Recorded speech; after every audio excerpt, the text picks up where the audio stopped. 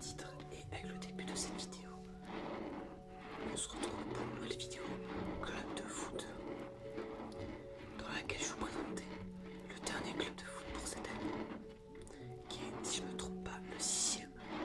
Entre le, on a eu le VfL Wolfsburg, le Borussia Dortmund, on a eu le Bologne FC, l'Olympique de Marseille et un autre, je crois. Donc, normalement, c'est le 6e club de foot ou le 5e, c'est un des deux. Je le corrigerai au montage. Donc, il va rester plus qu'après 14 ou 15 clubs de foot à présenter pour cette prochaine année.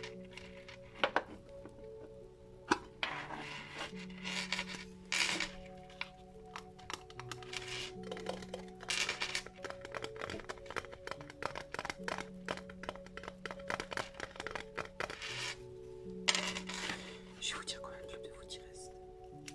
1, 2, 3, 4, 5, 6, 7, 8, 9, 10, 11, 12, 13, 14 et 15. Et comme on va en retirer un, donc c'est bien le 6e club de foot si je me trompe.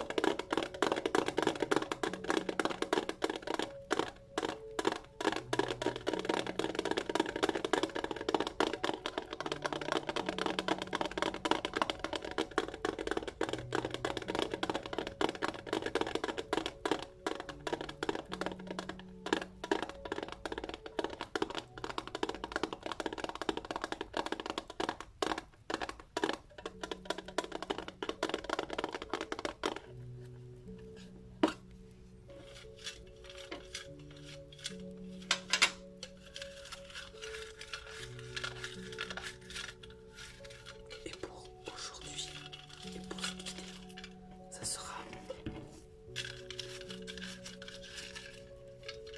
celui-ci.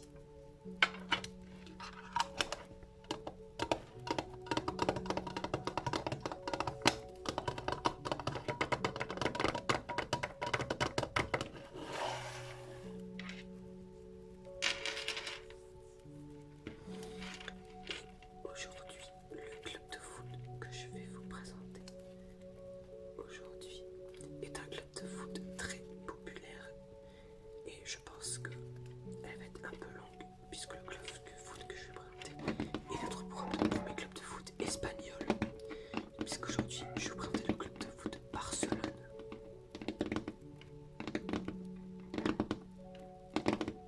Allez, je vous laisse découvrir l'article Wikipédia du club de foot FC Barcelone. Allez, c'est parti.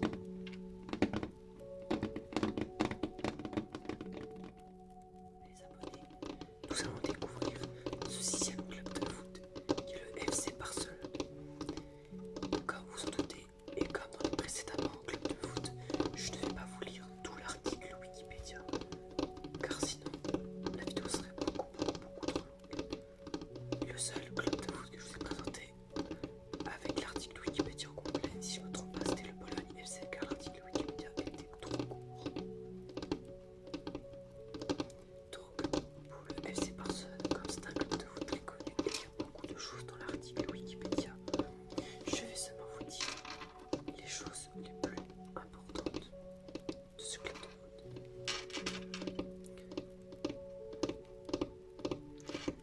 Comme déclencheur, aujourd'hui c'est un peu particulier. Aujourd'hui, je vais utiliser un morceau de tiroir en bois cassé. Il faudra que je fasse du tapping et du scratching.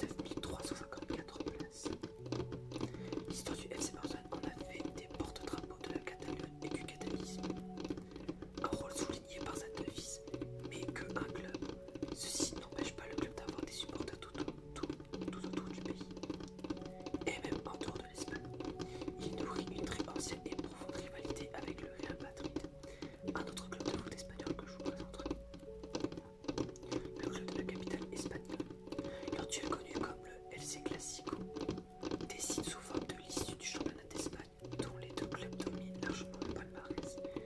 Les deux institutions sont d'ailleurs les seules avec l'Athletic Club de Bilbao, un autre club de foot espagnol que je présenterai également aussi, à avoir participé à toutes les éditions de la Primera División depuis sa création en 1920.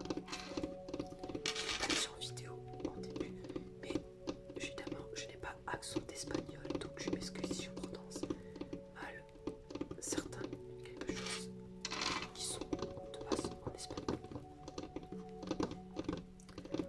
Depuis le mandat du président Laporta, initié en 2003, le Barça connaît un succès sportif inédit dans son histoire et devient le club le plus populaire d'Europe. Pep Guardiola rencontre en 4 ans un succès exceptionnel, dont un inédit septuplé en 2008-2009, championnat, coupe et supercoupe, Ligue des champions, supercoupe de l'UEFA et coupe du monde des clubs. Pour sa première saison sous le banc, l'entraîneur Luis Enrique remporte en 2014-2015 la Ligue des champions, le championnat et la coupe. Le club est dirigé par John Laporta, qui succède à Josep Maria Bartomeu le 7 mars 2021.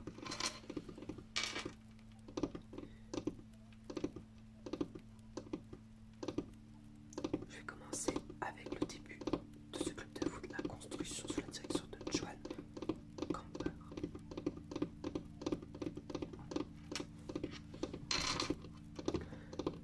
La pratique du football tarde à conquérir l'Espagne et la Catalogne en particulier.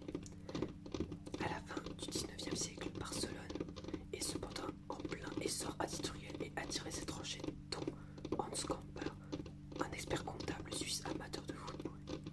Il cherche d'abord à intégrer l'équipe de Gimnasio Tolosa, mais devant le refus du club d'intégrer des étrangers, il décide de créer un nouveau club de football.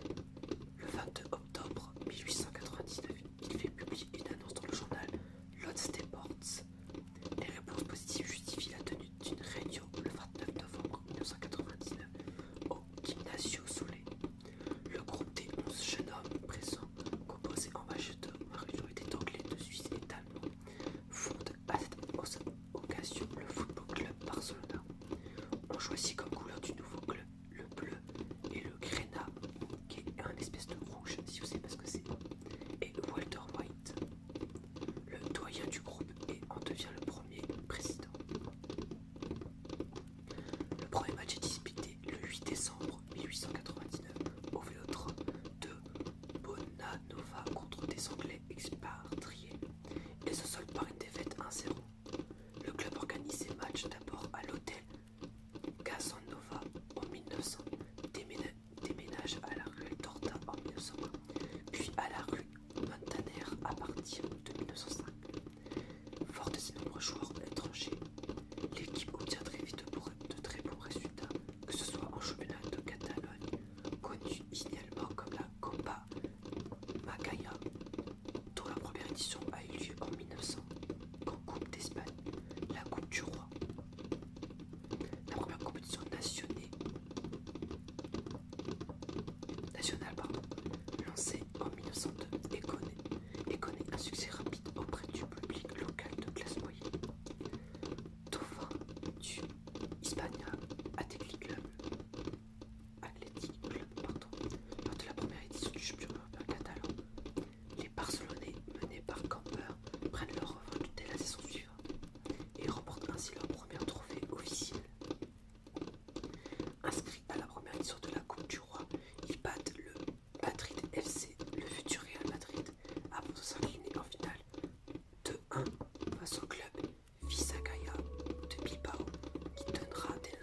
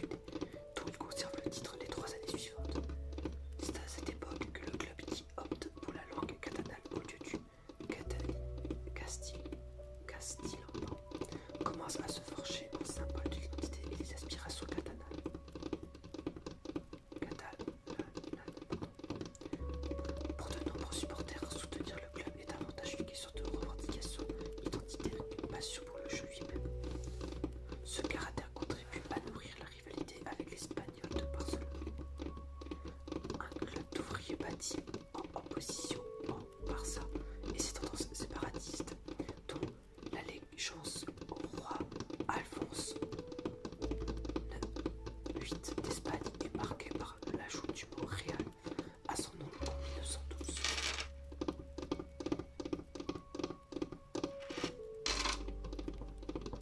Gamper, qui a abandonné la présidence le 14 octobre 1909 pour des raisons professionnelles, revient aux affaires le 17 novembre 1910 à la demande des membres du club et en poursuit la restauration économique.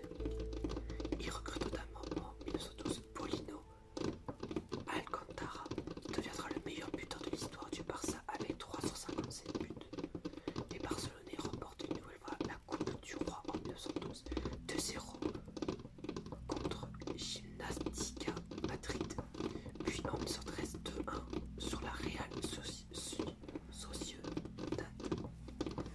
Au cours d'éditions marquées par un schisme du football espagnol, Gamper part en 1913 puis revient entre 1917 et 1919. Recrute l'anglais Jack Greenwell comme entraîneur à plein temps. Fait venir le célèbre gardien de but Ricardo Zamora, le milieu de terrain Agustin Sancho et l'attaquant Joseph Sabitier. Complément parfait d'Alcantara, dont il prendra bientôt la relève, champion de Catalogne de 1919 à 1921. Le club remporte une nouvelle fois la Coupe du Roi en 1920 à l'Atlético Bilbao 2-0. Devant l'affluence grandissante les jours de match, il apparaît nécessaire de se trouver un stade plus spacieux. Gamper, devenu président en 1921, verse 1 million de pesetas, qui est, je pense, l'euro en espagnol. Ouais, c'est ça. C'est la pièce monétaire d'espagnol. Voilà. Moi, j'ai appris quelque chose. Bref, je reprends. Verse 1 million de pesetas pour la construction d'un grand stade dans le quartier Les Corts, situé à l'ouest de la ville, qui inaugure le 20 mars 1922. L'enceinte décrite à son inauguration comme la cathédrale du football est connue comme le stade des Corts. Sa capacité initiale de 22 000 spectateurs sera portée à 60 000 à son plus haut. Les Barcelonais fêtent ce déménagement en réalisant le double championnat catalan et Coupe du Roi grâce à victoire en finale contre le Real Unión de Irún 5-1. Des querelles internes au club conduisent John Gamper à devenir président le 1er juin 1924. Pour ses 25 ans, le Barça compte un record de 12 207 saucisses en français adhérents. J'ai préféré 12 207 adhérents avant de réaliser à nouveau le doublé Coupe du Roi championnat de Catalogne en 1925.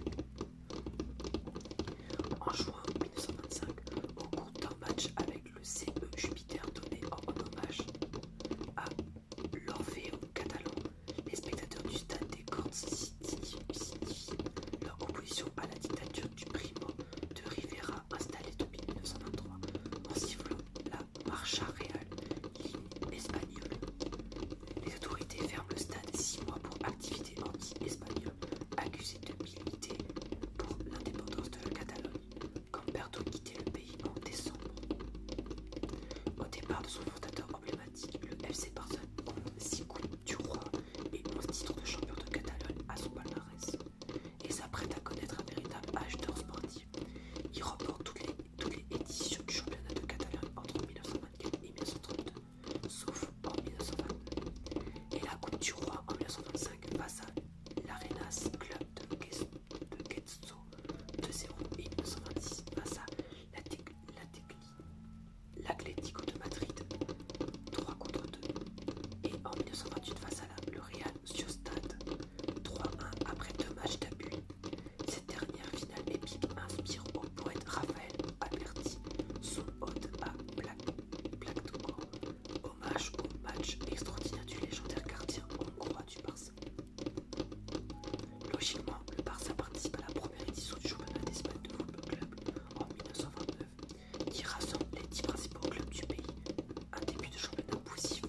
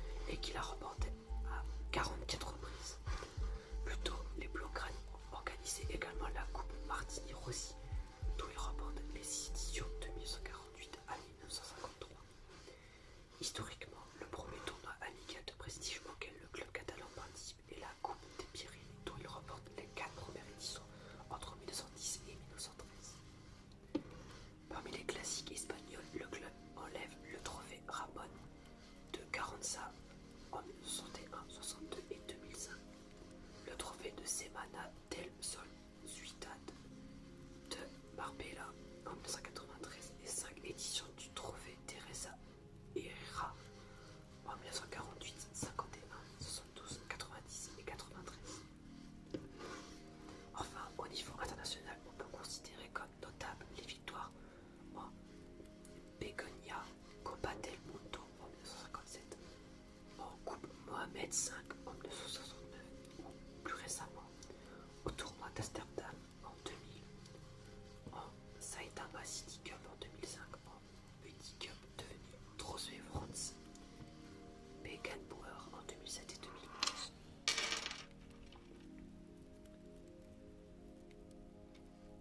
Je vais pas vous lire les trophées individuels, voilà, parce que c'est pas mon truc, et si ça vous intéresse, vous pouvez les regarder. Il y a aussi des records détenus par les clubs, je vais vous laisser les découvrir également. On va passer à quelque autre chose.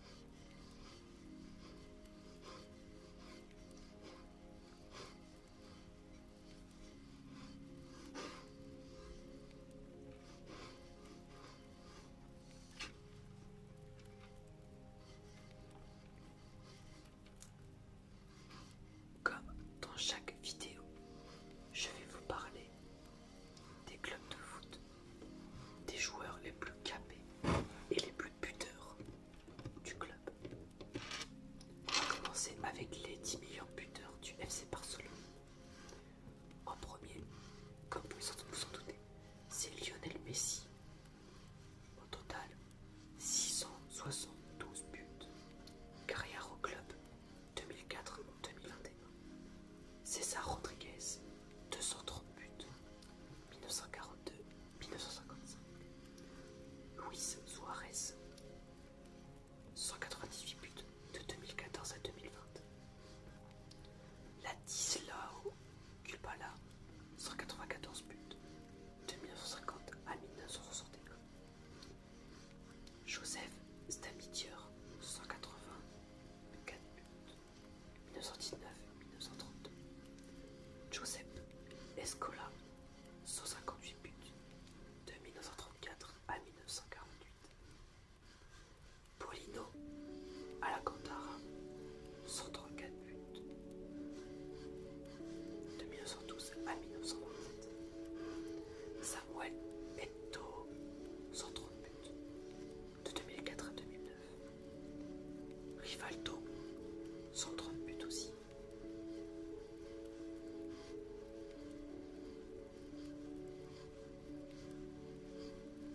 De 1997 à 2002. Et Angel Arrocha, 127 buts. De 1926 à 1933.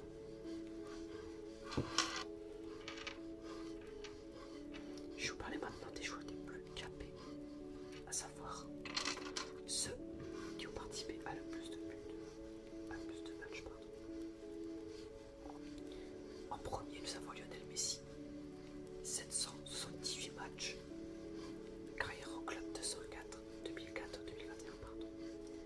Xavi Hernandez, 767 matchs, carrière au club 1998-2005-2015. Sergio Busquets, 721 matchs, 2008-2023. Andrés Iniesta, 674 matchs, 2002-2018. Gérard Piqué, 616 matchs, 2008-2023. Charles Puyol, 593 matchs, 1999-2014. Migueli,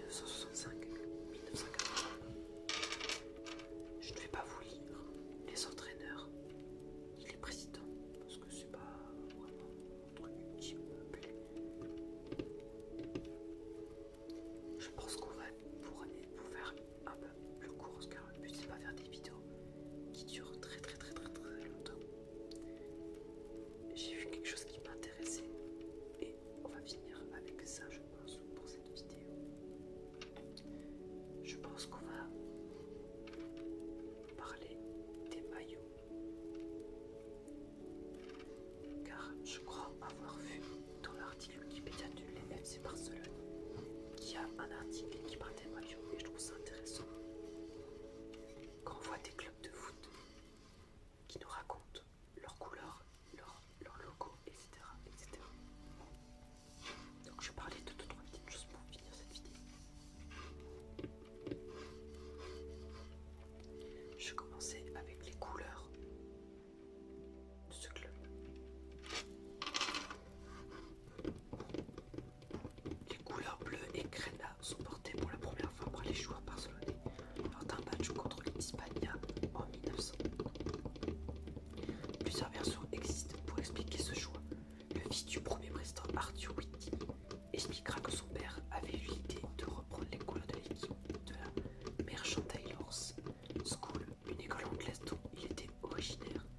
L'auteur Tony Struble explique que ces couleurs sont celles de la première République française de Robespierre.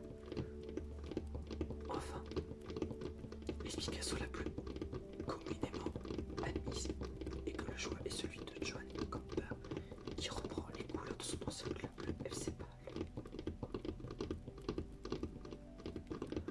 Le maillot blaugrana est longtemps réalisé par l'entreprise textile catalane Maipa, remplacé en 1992 par l'italien Kappa, puis depuis 1988 par l'américain Nike.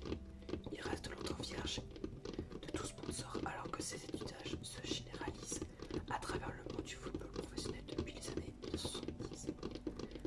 Pendant les années 2000, les difficultés économiques connues par le club alimentent les rumeurs que soit la fin de cette spécificité, qui disparaît puis finalement en 2006 une fois l'équilibre économique retrouvé, lorsque le président Laporta annonce la signature d'un contrat de 5 ans avec l'UNICEF, auquel le club verse plus de 1,5 million d'euros.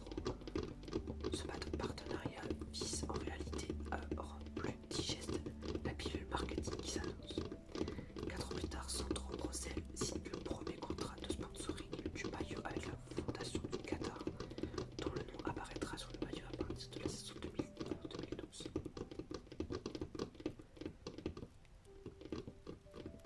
À partir de la saison 2013-2014, c'est le nom de la compagnie aérienne Qatar Airways qui apparaît sur le maillot. Lors de la saison 2015-2016, les bandes orientales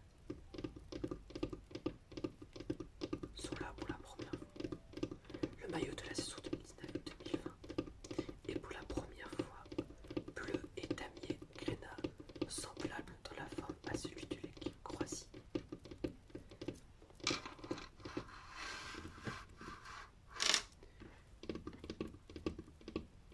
Alors, je vais parler pour terminer de deux choses. L'écusson, j'ai préféré le logo, et l'hymne de l'équipe. Le blason du Barça s'inspire depuis toujours du drapeau de Barcelone qui associe la croix de Saint-Georges et le drapeau catalan. Le premier écusson du maillot blaugrana est d'ailleurs le blason de Barcelone en forme de losange en vigueur entre 1800 et 1931, surmonté de la couronne d'Aragon avec sa chauve-souris est entouré de 2 branches de laurier et de palme.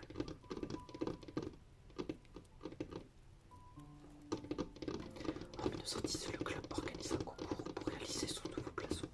Le joueur Carlos Comamala l'emporta avec un dessin en forme de marmite composé d'une croix de Saint-Georges au bas gauche.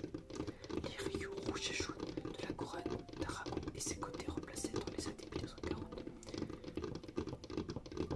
par le drapeau espagnol et les couleurs de Barcelone en dessous. Sous Franco, le signe FCP est remplacé par un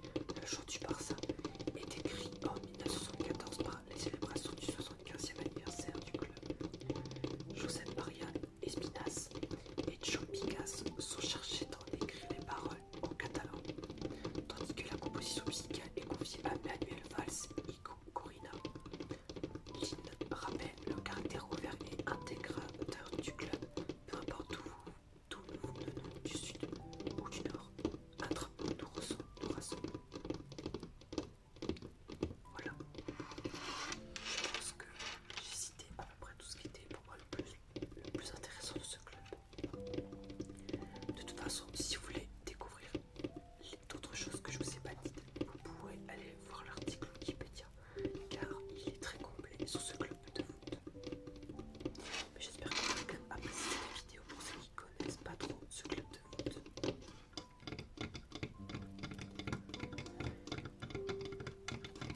Ce qui fait qu'au total, il ne reste plus que 14 clubs de foot à vous présenter. D'ailleurs, je ne vous ai pas présenté de club de foot anglais si je ne me trompe pas depuis le début. À moins que. Mais en tout cas, j'espère que vous aurez apprécié cette vidéo. Si c'est le cas, n'hésitez pas à mettre un petit pouce bleu et vous abonner à notre chaîne YouTube pour notre petite communauté de loups. Et non, on se dit pour une prochaine vidéo. N'hésitez pas à mettre un petit commentaire avec vous ce que vous avez pensé